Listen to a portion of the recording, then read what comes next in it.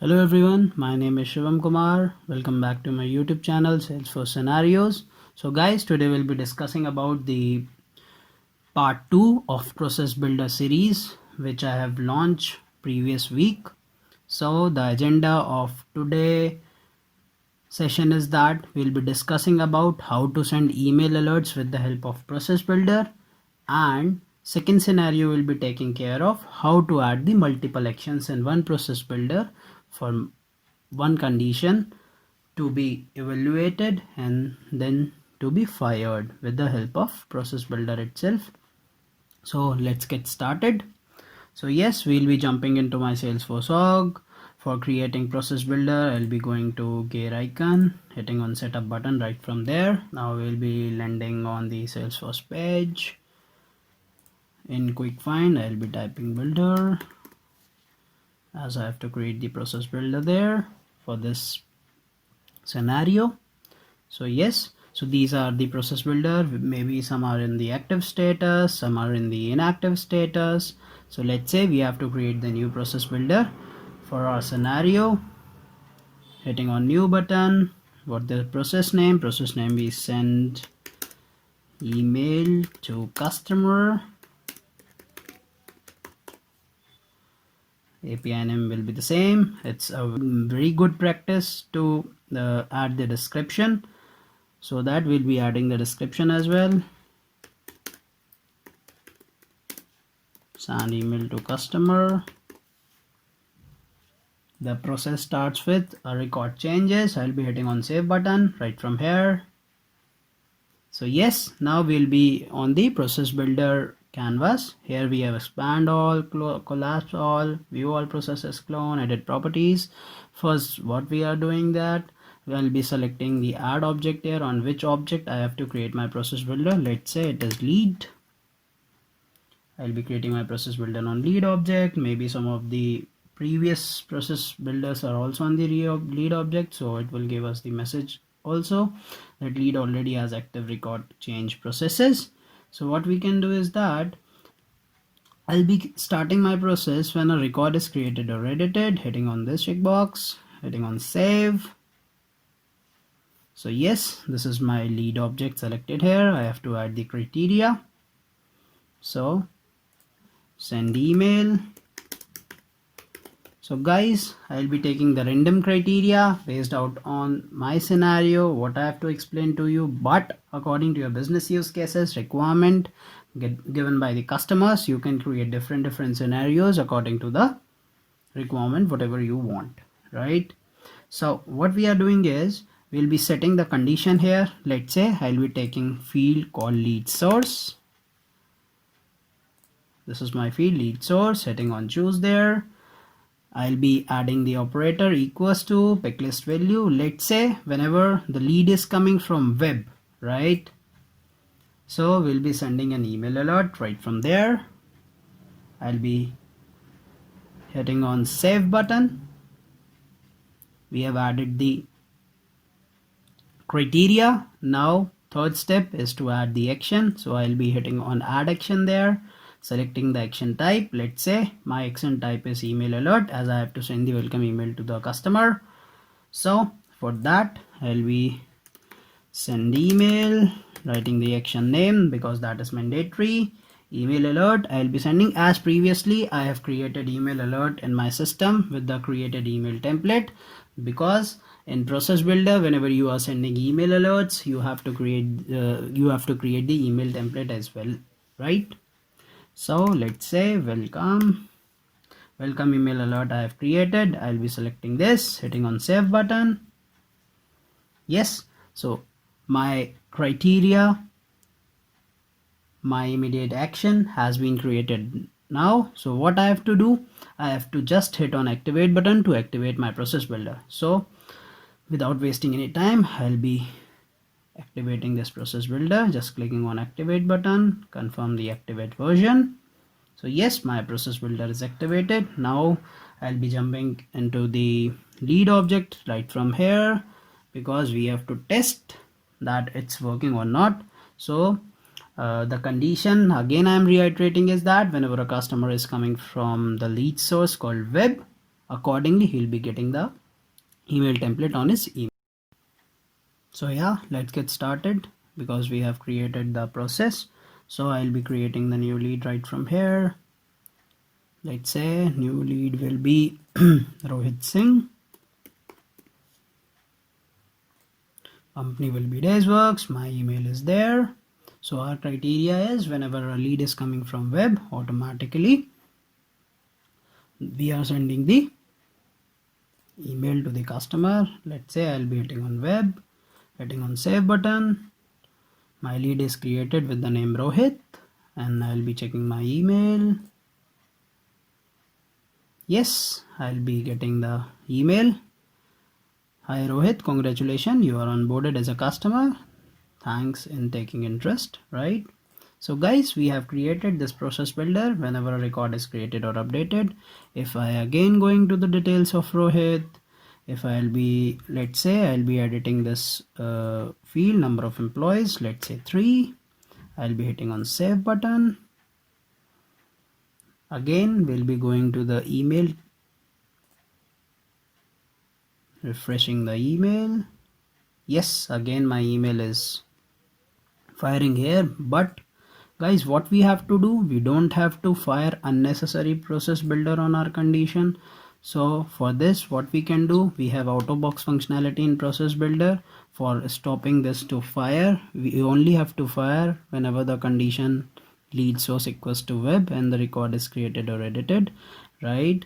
If we are editing any kind of other field, because I have not take that thing in consideration and not did that thing, so that's why it is firing again whenever any record field is updated or edited, right? So what I'll be doing, I'll be going to my send email to customer process builder, again cloning the same process builder version of a current process, hitting on save button.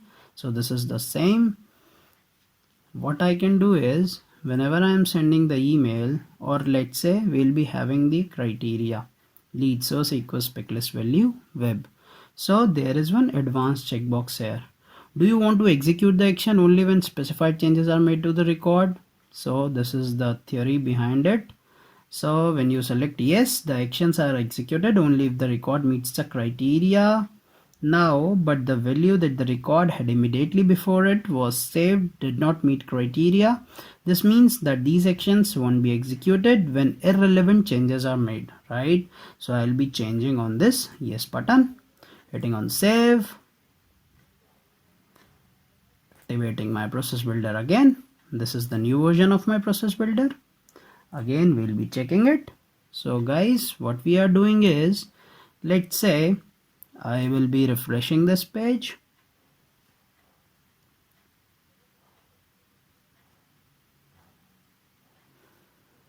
Again, what we are doing, we'll be creating new lead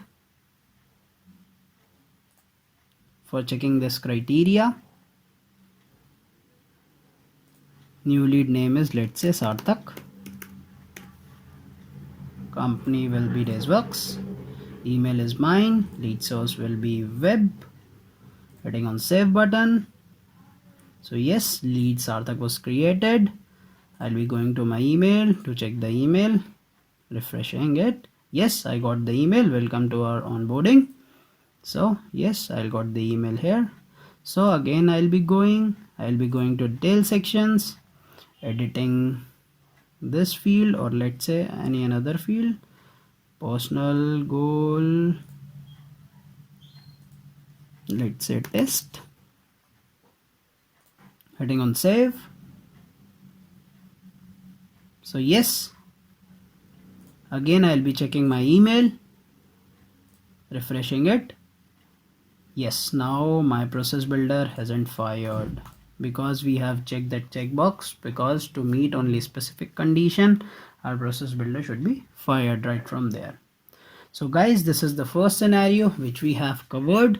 Now I'll be moving to the second scenario, and second scenario is that we have to add the multiple actions. So what can we do is, again I'm cloning this process builder right from here, version of the current process itself, hitting on save button just to make the changes, because we cannot edit the process builder every time, we have to clone it, right?